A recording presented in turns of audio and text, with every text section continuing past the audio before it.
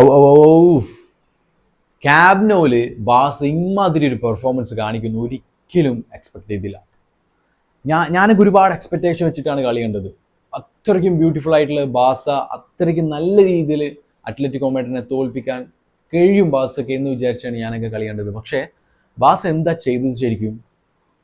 കളി കഴിഞ്ഞതിന് ശേഷം ബാസന്റെ ഫാൻസ് ഒരുപാട് കമന്റ്സ് ഇട്ടിരുന്നു. ബാസക്ക് റെസ്പെക്റ്റ് ആണ്, ബാസ് നല്ല പെർഫോമൻസ് കാണിച്ചിട്ടുണ്ട്. ചിലപ്പോൾ ഒരു കോൺട്രവേഴ്സി ആയിട്ടുള്ള കാര്യങ്ങളൊക്കെ കളിക്കളത്തിൽ നടന്നുകൊണ്ടായിരിക്കാം, ഒരു അൺലക്കി ആയിട്ടുള്ള ബാസന്റെ ഒരു മാച്ച് ആയതുകൊണ്ടായിരിക്കാം ഫാൻസ് അങ്ങനെയൊക്കെ കമന്റ് ഇടാനുള്ള ഒരു കാരണം. പക്ഷെ എൻ്റെ ഒരു ഒപ്പീനിയൻ പറയുകയാണെങ്കിൽ ഞാൻ ഒരിക്കലും ബാസക്ക് റെസ്പെക്റ്റ് ഒന്നും കൊടുക്കാൻ പോകുന്നില്ല. കാരണം ഫുട്ബോൾ എന്ന് പറയുന്നത് ഗോൾ സ്കോർ ചെയ്യുക എന്നുള്ളതാണ്. അത് ആർക്കാണോ പറ്റുന്നത് അവരവിടെ വിന്നർ ആവും.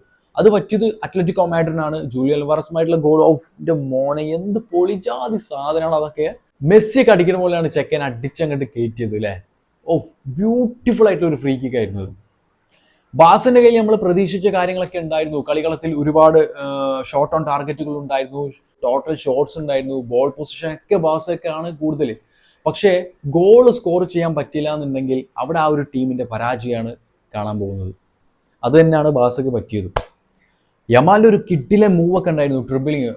ഞാൻ കണ്ടതിൽ വെച്ച് യമാലിന്റെ ഒരു കിഡിലൻ ട്രിബിളിംഗ് ആണ് ഞാൻ അത്ലറ്റിക്കോ മാഡ്രിഡുമായിട്ട് യമാൽ എടുത്ത ട്രിബിളിംഗ് എന്ന് പറയുന്നത്. ഒരു പാമ്പൊക്കെ ഒരാളെ ചുറ്റി പോകുന്നത് പോലെയാണ് യമാൽ ട്രിബിൾ ചെയ്തുകൊണ്ട് പോയത്. പക്ഷെ അത് ഗോൾ സ്കോർ ചെയ്യാൻ, അതിന്ന് ഗോളാക്കാൻ യമാലിന് പറ്റില്ല. എത്രയൊക്കെ സ്കില്ലും ട്രിബിളിങ്ങും കാര്യങ്ങളൊക്കെ ഉണ്ട് എന്ന് പറഞ്ഞിട്ട് ഒരു കാര്യമില്ല. ഗോൾ സ്കോർ ചെയ്യാൻ പറ്റില്ല എന്നുണ്ടെങ്കിൽ അവിടെ ആ ടീമിന്റെ ഫെയിലിയർ ആണ് കാണാൻ പോകുന്നത്. യമാലിനെ സംബന്ധിച്ച് ഒരുപാട് എന്താ പറയുക, ഒരു കളിന്റെ മുമ്പ് ഒരുപാട് ഡയലോഗൊക്കെ അടിച്ചു വരുന്ന ഒരു പയ്യനാണ് യമാൽ. ലാമിൻ യമാൽ ഇങ്ങനെയൊക്കെ കളിച്ചു കഴിഞ്ഞാൽ എങ്ങനെയായിരിക്കും അവസ്ഥ? ബാസിന്റെ ഒരു വലിയൊരു പ്രതീക്ഷയാണ് യമാൽ നല്ല രീതിയിൽ കളിച്ചിട്ടുണ്ട്. നല്ല റൈറ്റ് കളിക്കളത്തിൽ കളി കഴിഞ്ഞപ്പോൾ ഏറ്റവും കൂടുതൽ റൈറ്റും കൂടിയ പ്ലെയർ എന്ന് പറയുന്നത് ലാമിൻ യമാലാണ്. യമാൽ ഒരുപാട് കീ പാസ് ക്രിയേറ്റ് ചെയ്തിട്ടുണ്ട്, ഒരുപാട് ചാൻസുകൾ ക്രിയേറ്റ് ചെയ്തിട്ടുണ്ട്, ഒരുപാട് ഗ്രൗണ്ട് ഡ്യൂവൽസ് ബോൾ ചെയ്തിട്ടുണ്ട്. ട്രിബിളിംഗ് ഒക്കെ ഒരുപാട് കിഡിലായിട്ട് കളിയിൽ കണ്ട് രസിക്കാൻ പറ്റുന്ന ട്രിബിളിംഗ് ഒക്കെ യമാൽ ചെയ്തിട്ടുണ്ട്. പക്ഷെ എന്താ, ബോൾ വലയിൽ എത്തിച്ചെങ്കിൽ അവിടെ ഫെയിലിയർ, അവിടെ തോറ്റു. അത് തന്നെയാണ് നടന്നത്. എനിവേ ഒരുപാട് കോൺട്രവേഴ്സി ആയിട്ടുള്ള കാര്യങ്ങളൊക്കെ ഈ മാച്ചിൽ നടന്നിട്ടുണ്ട്. ബാസക്ക് ഒരു അൺലക്കി ആയിട്ടുള്ള പെർഫോമൻസ് തന്നെയാണ് ഈ ഒരു മാച്ച് എന്ന് പറയുന്നത്.